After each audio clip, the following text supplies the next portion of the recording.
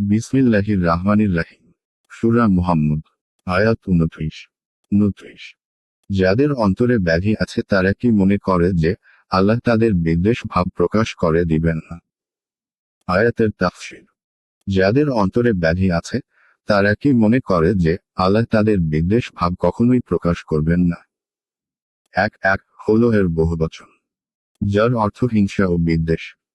মুনাফিকদের অন্তরে ইসলাম ও মুসলিমদের বিরুদ্ধে হিংসা ও বিদ্বেষ ছিল।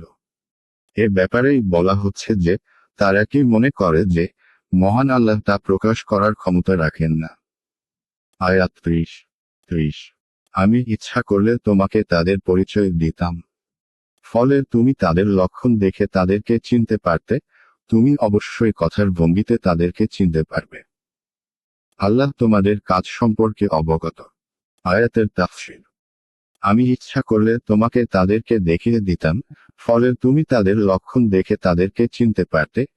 তবে তুমি অবশ্যই কথার ভঙ্গিতে তাদেরকে চিনতে পারবে। আর আল্লাহ তোমাদের কর্ম সম্পর্কে অবগত। অর্থাৎ একজনকে এমনভাবে চিহ্নিত করে দিতাম যে প্রত্যেক মুনাফিককে প্রকাশ্যে চেনা যেত। কিন্তু সমস্ত মুনাফিকদের জন্য আল্লাহ এরকম এই জন্য করেননি যে এটা তার গোপনকারী গুণের বিপরীত। তিনি সাধারণত মানুষের পাপ রহস্য গোপন রাখেন, প্রকাশ করেন না।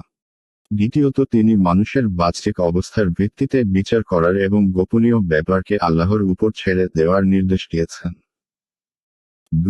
অবশ্য তাদের কথা বলার ধরন ও বাচনভঙ্গি এমন হয় যে তা তাদের মনের খবর প্রকাশ করে দেয়, যার দ্বারা পয়গম্বর তো তাদেরকে অবশ্যই চিনতে পারেন।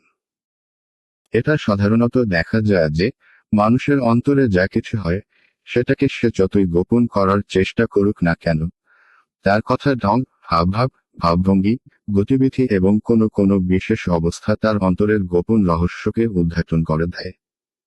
আয়াত 31। আমি অবশ্যই তোমাদেরকে পরীক্ষা করব, যতক্ষণ না আমি জেনে নেই তোমাদের মধ্যে কে জিহাদকারী ও ধৈর্যশীল, এবং আমি তোমাদের কার্যাবলী পরীক্ষা করি। আয়াতের তাফসীর।